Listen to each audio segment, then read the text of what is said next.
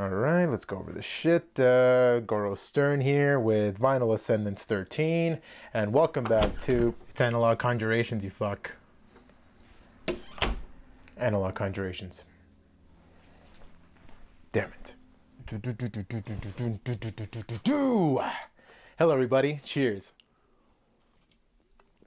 Nothing like a cold one after a stressful week. Anyway, how's it going, guys? Welcome back to Analog Conjurations 13. I got it right this time, as you may have noticed. I don't know why I said Vinyl Ascendance so much last time. I guess it was fresh in my mind. I don't fucking know. Vinyl Ascendance is dead. Analog Conjurations is back. And this is, like I said, number 13. So I figured what better way to get this one started than to just show pure death metal for this one. And let's get it fucking started. Let's jump right in. First one I have for you guys here is a band from the Czech Republic called Death Karma, with the history of death and burial rituals. They tackle 6 countries here. I think it's Madagascar, Mexico, and Czech Republic, China. Which one else do they cover here? Forgot which one else. Anyways, yeah, I don't remember which one. Oh, here they are. Madagascar, Mexico, Czech Republic, India, China, and Slovakia, of course. But this is a very unique record in that the gatefold opens in a very unique way and has a booklet attached to it, but it's just awesome how it opens up. There's a gatefold here. It's meant to be seen this way. And the artwork on these is just stunning. I mean, they really paint a picture on what each burial ritual, or death ritual, I guess, would look like. And my favorite for sure has to be China. God damn, that song is just badass. I think it's the Hanging Coffins, that's what it's called. And of course, the second one for me is Chichen Itza. This one right here, Mexico's death ritual. And just look at that fucking artwork. And this one starts very frantic drumming. A lot of percussion for like the first 2 minutes. And then it gets into the song.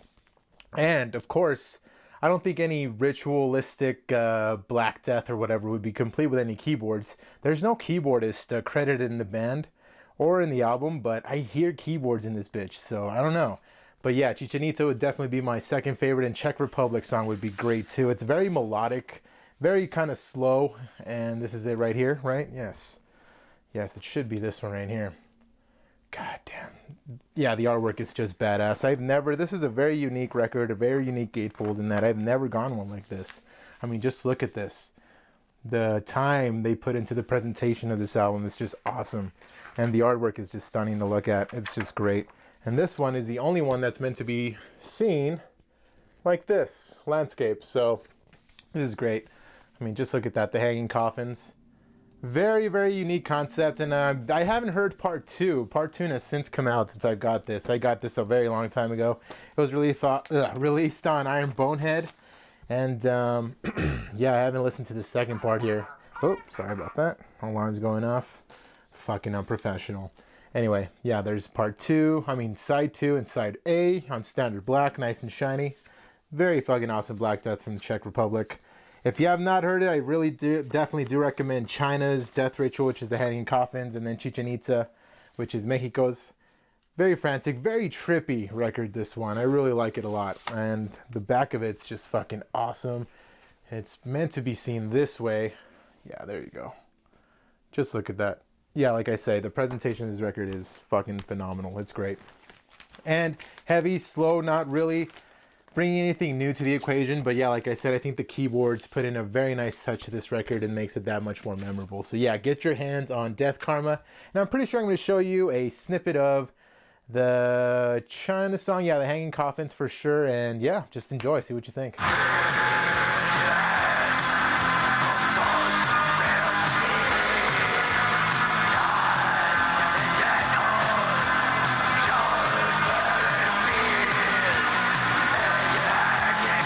All right, now we're taking it to the States with a band that I'm pretty sure all of you know.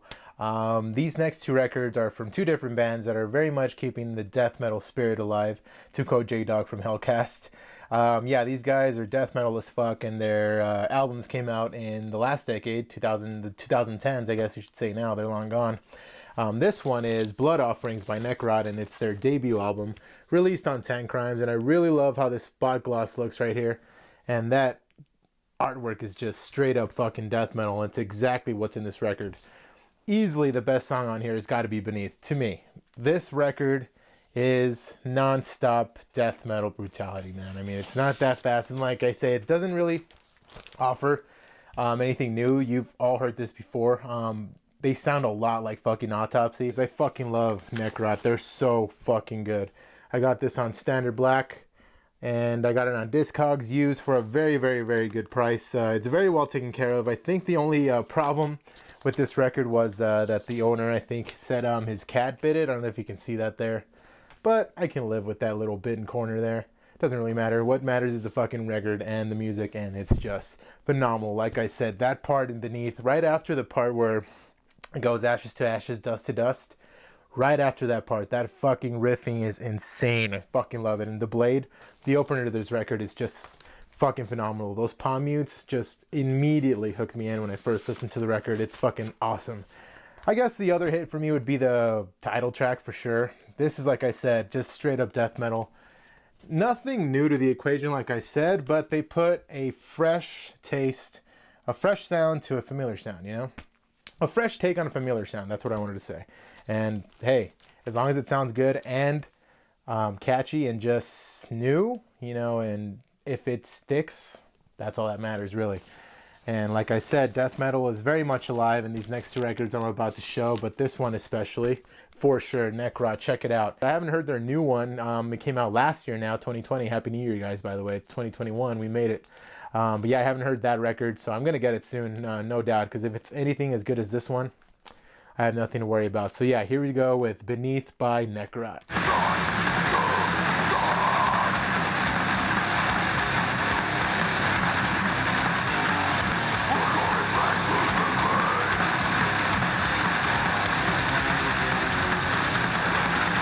And on to the next death metal band that this album came out in 2018, a year after Necrot's Blood Offering. And again, these guys are keeping the death metal spirit alive and well.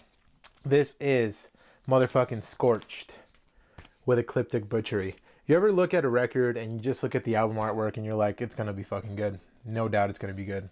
That's exactly what happened with Scorched. I discovered them on, I think, Spotify. You know, those on the bottom of, I forgot who I was listening to, but it was like similar artists, and Scorch was on there. And once I heard Ecliptic Butchery, it was fucking over. It was fucking awesome. Once I heard Blood Splatter Eclipse, which is a song about aliens abducting people and just fucking killing them, that's right out my alley right there. But Darkness Infests would have to be my favorite fucking song on this one. It's one of the shorter ones, but I love the drumming and the tempo change in this one. Also in Disfiguring Operations, these two, Darkness Infests and Disfiguring Operations, what they have, I guess they have some similarities in that the drumming starts off kind of mid-pace, kind of slow, goes along with the riffing very well, but while the riffing stays the same, the drum tempo changes, and that just is executed perfectly in this fucking album, especially with track 2, like I said, Disfiguring Operations and Darkness Infests. The drumming overall in this album is just fucking great, and the vocals would be my second favorite thing about it. Barbarous Experimentation is also fucking good. Bodies Collect is a fucking killer. Just all around straight up good death metal in this. And like I said, it's 2018. I mean, this was released in 2018, and it seems like it took a portal back to the early 90s, man. Like, this is fucking good. Generally a little slow and mid-pace. Nothing too fast in this one, which is speed is your thing. I don't think that's going to be a problem with this one. You will still get into these heavy-ass fucking guttural riffs. Well, guttural vocals and heavy-ass riffs, I should say. Got this one off $20 spin few years back and got it on Standard Black. Nice and shiny and beautiful. As far as I know, this has not been repressed yet. I mean, it's only been 2 years, so I'm pretty sure you can still find a copy. Not sure what the limitation on this was, but one of the most metal albums, one of the most death metal albums ever in the last 2010s decade. Fucking awesome. I love this record so much. So fucking heavy, and like I said, it's slow. I don't mind fast death metal whatsoever, but sometimes slow is better, and these guys prove it.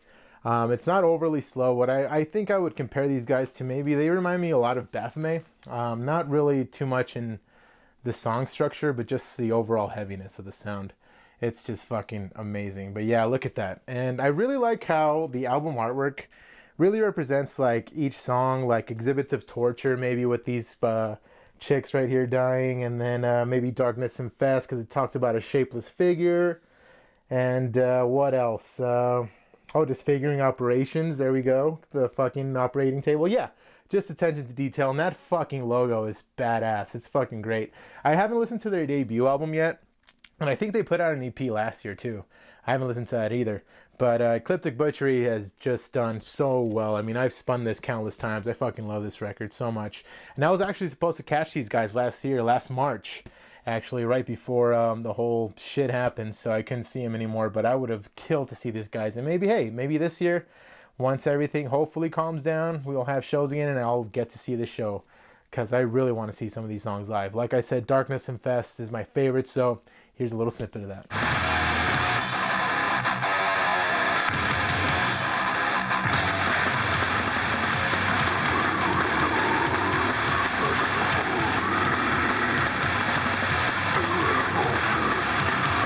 Woo, this list is just getting better and better. Here we go. This is as old school gets. Well, pretty much. This is Regurgitation's Tales of Necrophilia, released for the first time ever on vinyl by none other than Hell's Headbangers, the almighty Hell's Headbangers. I love these guys. I was able to snag a copy, not off Hell's Headbangers because I missed out back when it was first released, but someone on Discogs luckily had this copy for a steal of a price, man, under 30 bucks. This is the picture disc edition, which was limited to 111 copies. Once I saw it, I fucking snagged it, dude. It was fucking crazy to me that this was still available. Nothing is available as far as I know when I last saw this listed. Yeah, so I had to jump on it. Like, even the CD is hard to find right now.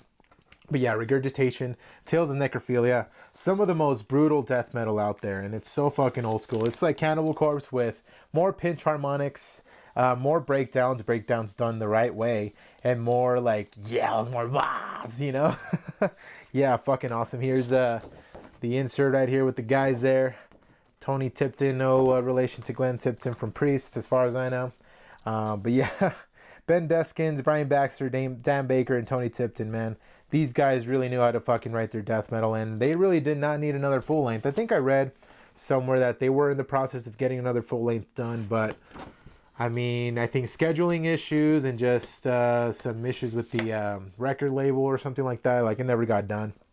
But this is enough to really just pave decades of not releasing another record. I mean, it doesn't matter. Tales of Necrophilia just does that so well. Acid Enema starts with a bunch of pinch harmonics, and it's after that whole pinch harmonic intro, where it just gets into this fucking heavy ass riff, and it's just fucking great. Acid Enema is definitely my favorite song off of this one. Second one would be Menstrual Sidekill. There's a part in that song, I think right when it's about to end, where it kind of slows down, and I don't know if it's like they're both playing like diminishing fifths, I think, on the guitars, but it's kind of like a tremolo.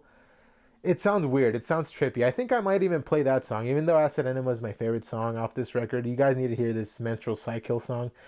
The part I'm talking about kind of goes like it doesn't. I don't do it justice. I can't do it, but I might even show you guys that and Acid Enema, just so you guys can see what I'm talking about. But those are my top two favorite songs. And also, what is it? The Genital Disfigurement, Repulsive Genital Disfigurement. Fucking great riffing on that one. And Out of the Womb is the killer opener too. I really love when everything fucking just, the rhythm section just shuts off and it's just fucking the guitars just with that heavy ass riffing. Oh, man, it's just fucking great. I think the riff kind of goes I can't remember, but yeah, Out of the Womb is a killer opener, killer fucking album. And this artwork pretty much puts some Cannibal Corpse artwork to shame, don't you think? I mean, just look at that. This fucking zombie is just sticking his dick up someone's ass. That's just fucking brutal. Look at this girl over here just fucking melting apart. Her titty fell off, and one other tit's about to fall off too. It's just fucking amazing. But yeah, Regurgitation, Tales of Necrophilia. If you've never heard it, get on it. Try to look for a copy. I don't know. I got lucky, so I'm pretty sure you guys can get lucky too. I got stupid lucky with this one though, man. I mean, 111 copies, and I got one for under 30 bucks. Like, how the fuck? But I'm just so glad I got this record, because and actually credit goes to J-Dog again from Hellcast. If you haven't watched Hellcast, get your life and do it. Go to Reaper Metal Productions and subscribe and check out Hellcast. But yeah, anyway, yeah, when I heard them talking about Regurgitation, that's pretty much how I first heard of this band. I had no idea they existed. And once I heard them, I mean, once I heard Acid Enema, Out of the Womb especially, it was over. So please do so. Please listen to this record, spin it if you have it, give it a spin. And I think it was released on tape too. So if you do that, I mean, if you have that, go ahead and play it. Just play this record. And right now, let's hear Acid Enema and, you know, a little bit of Menstrual Sidekill in there too. So enjoy.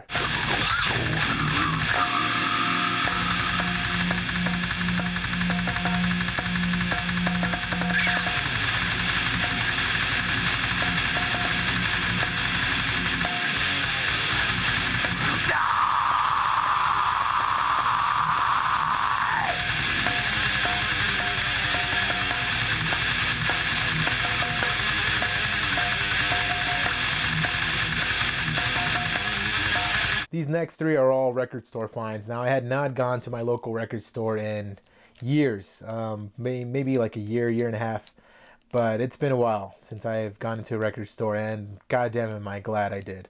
And what I think stood out the most to me, and what I'm most happy about, is that people were gathered around the vinyl section, man. Thankfully, none around the metal section, just like a couple people, but yeah, I didn't want them to steal my finds or anything. But no, it was great seeing all these people just gathered around the vinyl and excited about it, crate digging, talking to each other about it. It was awesome. Gave me hope for the future. So hopefully Audiophiles will stay alive and well to keep record stores alive, because I am a fool, and those Discogs sales tax fees have been killing me lately. So I'm pretty sure I'm just going to go crate digging for a while, because yeah, with shipping plus tax, it's just fucking crazy. So that's way too much for me. At least for in Discog's case, it's a lot. So it's kind of piling up. But anyway, three that I found in the record store, crate digging, fucking three phenomenal records. And the first one I'm going to show you guys here is Carcass's third album, fucking killer album. The more death metal, I guess, release in their early days. This is Descanting the Insalubrious, Necroticism, if you want to get fancy about it. Necroticism, Descanting the Insalubrious. Now, this one is more melodic, has more solos, more song structure, I guess, than their previous albums. Symphonies of Sickness, though, will always be my favorite for sure, but Necroticism has always been my second favorite. I mean, Corporal Jigsaw Condry, fucking killer song, but I think my favorite song has got to be Incarnated Solvent Abuse, man. I mean, that fucking riff, man. And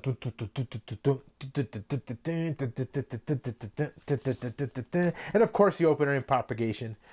Ah, man, this album is just a fucking killer. I mean, Steer and Walker knew what they were doing. Amit, of course, puts in his great input there as rhythm guitar, I guess. Just lead guitar. They share the leads, Bill and Amit do. But yeah, like I said, those three have always been my favorite off of this one. But it's a killer record. And this is actually a 2020 reissue, which I had no idea about. That's why when I saw it in the record bins for like less than $25, I'm like, what? The next one I need to get is Symphonies of Sickness for sure, because that's my favorite. But yeah, I'm so glad that I have Necroticism for sure. I mean, this is a classic record. Everything has been said about this record for sure. And like I said, it's their more death metal, I guess, approach to the whole thing, since they were one of the originators, and not the originators, of gore grind. So yeah, I mean, Carcass is one of those bands that really have a very unique discography for sure. But if you've never heard them, now's the time to do it, and especially this one. So I think right now I'm going to show you Incarnated Solvent Abuse, since that's always been my favorite song. I know it's probably an obvious choice, but it's just too damn good. So enjoy Incarnated Solvent Abuse off of this fucking killer.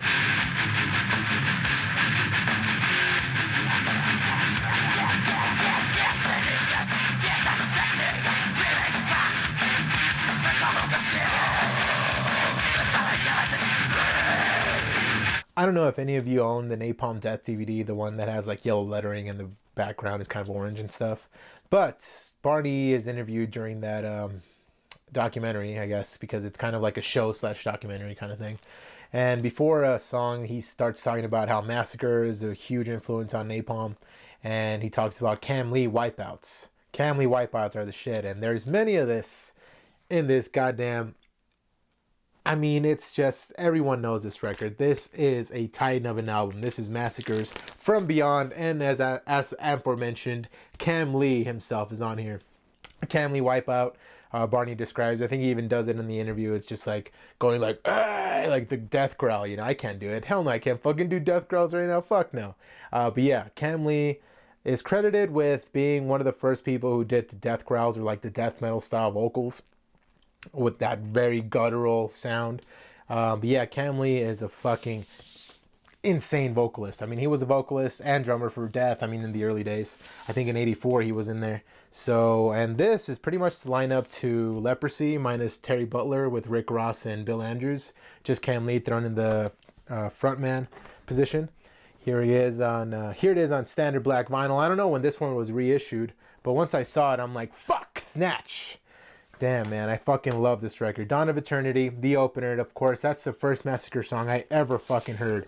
And the Tom G worship is real. I think Cam Lee was inspired a lot by Tom G, because he, in that song, Dawn of Eternity, he says, hey, I said hey, but of course, in the Tom G style, like, hey, I said hey. And of course, that should be a given to any fucking metalhead out there that grew up with Celtic Frost. And that was the second thing that sold me. I mean, in Dawn of Eternity, towards the end, the fucking tempo changes, and it changes once Cam Lee goes like ooh, and then everything dies out, and it's just Rick Ross doing those fucking triplet notes, and that's what sold me a long time ago when I first heard this song. So I think Dawn of Eternity would have to be my favorite. I guess the second one would have to be Corpse Grinder, because it's super fucking catchy, and it has the easiest chorus to remember: Corpse Grinder times 3, and then grind at the end.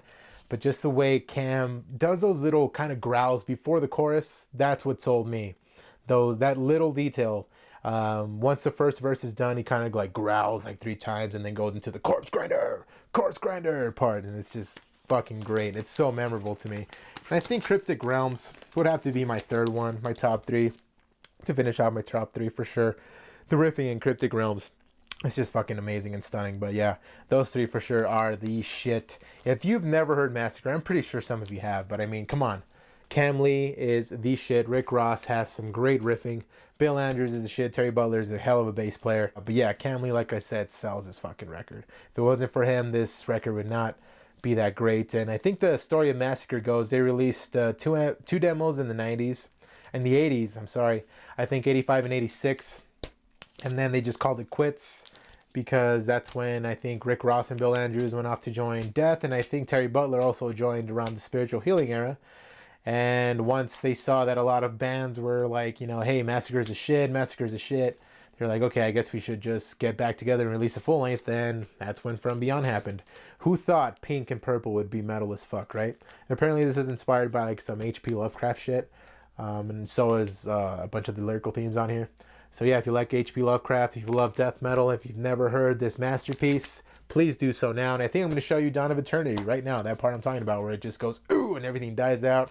And it's just Rick Ross leading the fucking charge. So yeah, listen to that shit.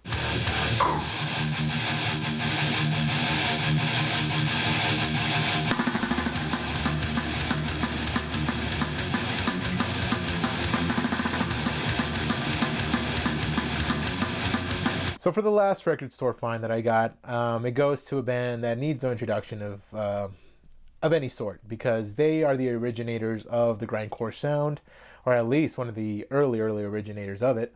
And what I'm going to take it upon myself, I took it upon myself recently actually, to get as much variance as I can of this record, because they only released this one full length. And of course, I'm talking about Repulsion with Horrified. This is a 2020 reissue that Relapse did. I think some of you remember in my vinyl or analog Conjurations video. I don't even remember if it was part of Vinyl Ascendance or analog Conjurations, but I have another Repulsion release in the shelves, but it's different. It's a different variant from this one, obviously. I don't know when I got that one. I want to say 2016, around there. But this one is a 2020 reissue, and it's just a beautiful splatter right here. Look at that. Fucking stunning. It sounds fucking beautiful. And yeah, I already have a bunch other variants in my cart that I want to get, because I fucking love this record, you guys. It just never gets old. It's timeless. It's so fucking good. I mean, once the stench of burning death hits your face, I mean, dun, dun, dun, dun, dun, dun, dun, you're in for a fucking ride, you guys. For the longest time, Slaughter of the Innocent was my first love, for sure. My first favorite off this record, but times change with this record. It definitely does. My favorite song has got to be Bodily Dismemberment. That record, I mean, that song, I think, just defines this record so well. It's all the elements of Repulsion in one song, I think. The riffing is just insanity in that song. But I think what sold me the most, there's blast beats all over this record, don't get me wrong. But the blast beats towards the end of Bodily Dismemberment, for some reason, just stick out to me so much that is the main reason why that song is just the shit. And I think the second one would have to be Driven to Insanity. I just love that riff that's after the intro riff going like dinner, dinner, dinner, but then it goes to a fucking part that is just like and that just fucking, oh man, that riff is just so heavy. Well, not the heaviest, I guess, conventionally, but it's just so primitive. It's a primitive sound. And Matt Olivo knew exactly what he was doing. I mean, that fucking guitar tone is just iconic at this point. I mean, Repulsion came out with Horrified in 86, but it wasn't really released to the masses in 89 because of some recording issues, like it wasn't mixed well or something, so it got, pushed back to 89. And for those of you who don't know, Matt and Scott Carlson, when Matt Olivo and Scott Carlson went down to Florida in the early days of Repulsion to get something started, and they actually joined Death for a while. So they were part of the Death lineup for a little bit. But Scott Carlson, I think if you guys have ever seen the Slave to the Grind documentary, he said, it just didn't work out with Chuck. He was great, but it just didn't work out. And I'm so glad it didn't, because we might not ever have had this, or I don't know. But that's just insane how that part of death metal history, contains some of the best metal members of all time, with Scott Carlson and Matt Olivo joining that lineup. I mean, that's insane. But like I said, this record is primitive as all hell, memorable as all hell. And if you've never heard this album or never given it enough of a chance, I please implore you, please change your mind, because this is just grindcore. Honestly, just in general, just a goddamn masterpiece. I think I would call it, I think it's in my top 20 releases of all time, for sure. It's one of my top 20 favorite albums of all time. I mean, Repulsion's Horrified. I mean, even just looking at it, it's like everyone should know this logo. Everyone should know this zombie face that just is everywhere nowadays. I mean, what more can be said about Repulsion? They're just the shit. I mean, Scott Carlson and Matt Olivo were the shit. I mean, they're the main, I guess, identities behind the band. And also Dave Grave.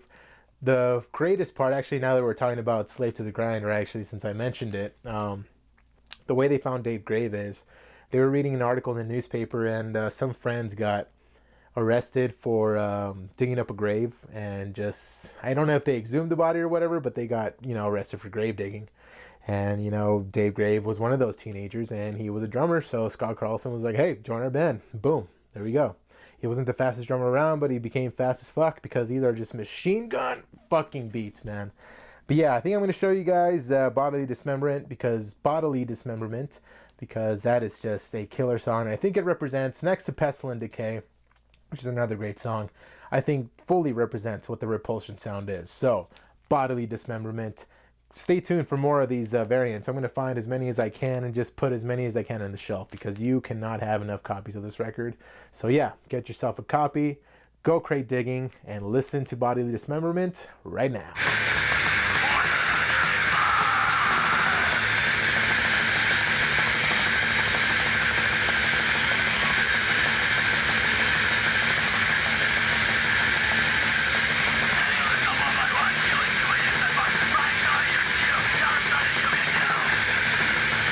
Well, that does it for Analog Conjurations 13. This pile of death is done and going back in the shelves.